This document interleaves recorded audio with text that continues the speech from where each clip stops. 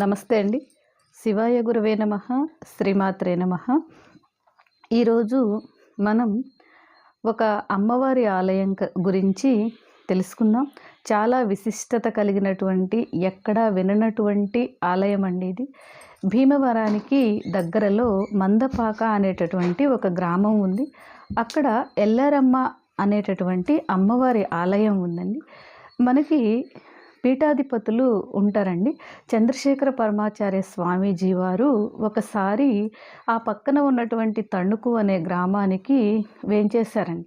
అయితే ఈ మందపాక ఆలయంలో చేసేటటువంటి పూజారి గారు వెళ్ళి, ఒక్కసారి మా ఆలయానికి వచ్చి అమ్మవారికి మీ చేత్తో అభిషేకం చేసి కుంకుమార్చన చేయమని అడిగారటండి. అయితే ఆయన ఎందుకో లేదులేండి నేను ఈసారి వస్తాను అని చెప్పారటండి. అయితే ఆ రోజు రాత్రి ఆయనకు కలలో అమ్మవారు కనిపించి, ఏంటి బిడ్డ, నువ్వు నాకు అభిషేకం చేయకుండా, నాకు నైవేద్యం పెట్టకుండా వెళ్తావా అని అడిగిందటండి. అయితే మర్నాడు ఉదయాన్నే లేచి వెళ్ళి అమ్మకు అభిషేకం చేసి కుంకుమార్చన చేసి నివేదన చేశారని చెప్తారండి. అమ్మ అక్కడ ఆలయంలో చాలా ప్రాముఖ్యత సంతరించుకొని ఉందండి. అది ఏంటంటే, ఆ ఎల్లారమ్మ ఆలయంలో అమ్మవారు కొలువై ఉంటుందండి. ఎల్లారమ్మ అమ్మవారు ఉంటుంది. ఆ అమ్మవారికి తలపైన ఒక బంగారు కిరీటం పైన ఒక గంధపు గిన్నెలాగా ఉంటుందండి. అక్కడ అర్చక స్వాములు మనలాంటి భక్తులకు గోత్రనామాలతో అర్చన చేసి కుంకుమార్చన, లలితా సహస్రనామ స్తోత్రంతో అలా ఆ అమ్మవారికి సంబంధించిన నామాలతో పూజ జరిపించి, పూజ అయిపోయిన తర్వాత నివేదన చేసి హారతి ఇచ్చి మంత్రపుష్పం పెడతారు కదండి.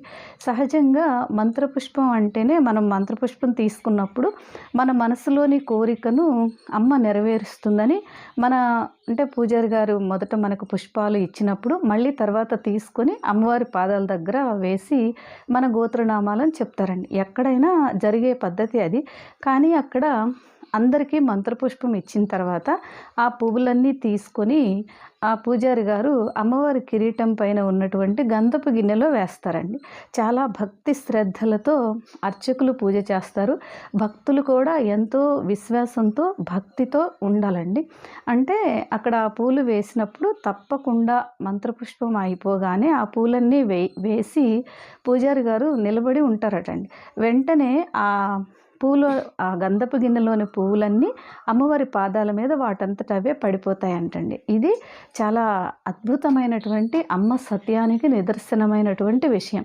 ఒక్కొక్కసారి అంటే పూజారి గారు సరిగా చేయకపోయినా, లేదా భక్తులు శ్రద్ధగా ఉండకపోయినా కూడా ఆ పువ్వులు పడవటండి. ఒక్కొక్కసారి అలా కొంచెం వచ్చి గాలిలోనే నిలిచిపోతాయట. అలా జరిగిన సందర్భాలు కూడా ఉన్నాయని చెప్తారండి. అందువల్ల అలా జరిగితే ఆ అర్చక స్వాములు మళ్ళీ వెళ్ళి స్నానం చేసి, మళ్ళీ పూజ చేసి, మళ్ళీ మంత్రపుష్పం పెట్టి అట్లా పువ్వులు గిన్నెలో వేస్తారటండి. మళ్ళీ పాదాలపైన వాటంతటా అవి పడితేనే ఆ పూజ పూర్తయినట్లటండి. అలా ఒక్కొక్కసారి 12 గంటల నుంచి 4 గంటల వరకు కూడా అవుతూ ఉంటుందటండి. అది ఇప్పటికీ కూడా జరిగేటటువంటి విషయం.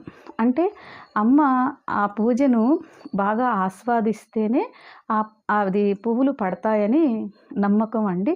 అలా పడినట్లయితే మనం కోరుకున్నటువంటి ఏ కోరికైనా తప్పకుండా నెరవేరుతుందట. అది ఇప్పటికీ కూడా జరుగుతూ వస్తుందటండి. కాబట్టి ప్రతి ఒక్కరం ఆ ఆలయాన్ని దర్శించుకొని తరిద్దాం. సర్వే జన సుఖినో భవంతు.